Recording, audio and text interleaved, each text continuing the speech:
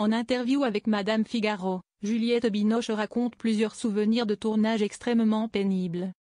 En 2025, Juliette Binoche présidera le jury du Festival de Cannes, 40 ans après sa première montée des marches en 1985.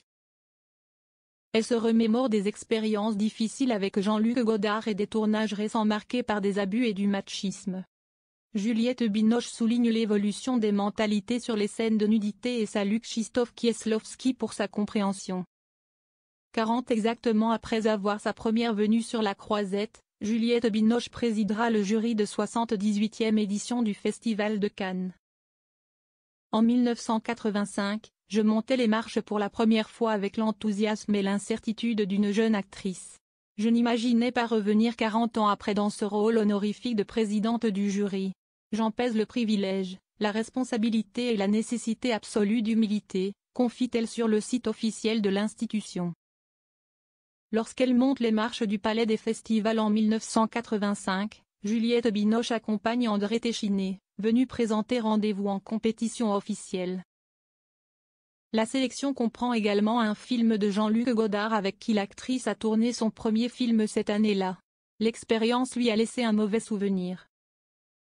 Juliette Binoche, ce souvenir de tournage extrêmement difficile. Les premiers castings, avec Godard par exemple, c'était difficile. On était maté. Ces scènes nues, les demandes. Parfois les agressions. Cette espèce d'abus.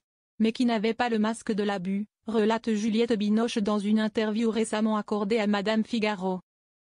L'ex-égérie et compagne de Léos Carax évoque également des mauvais souvenirs beaucoup plus récents.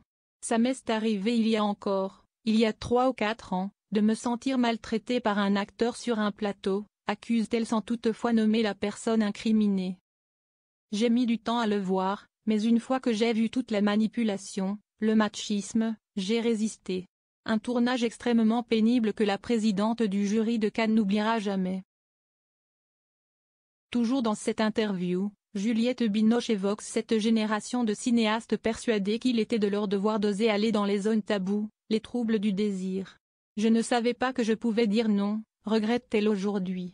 J'avais signé un contrat, c'était dans le scénario. Pointant du doigt les scènes de nu dans chaque scénario dans les années 1980 et 1990, la comédienne victime d'agressions sexuelles salue le geste du réalisateur polonais Krzysztof Kieślowski qui a accepté de couper une séquence du genre dans le scénario de 3 couleurs, bleu, film qui lui a valu le César de la meilleure actrice, en 1994.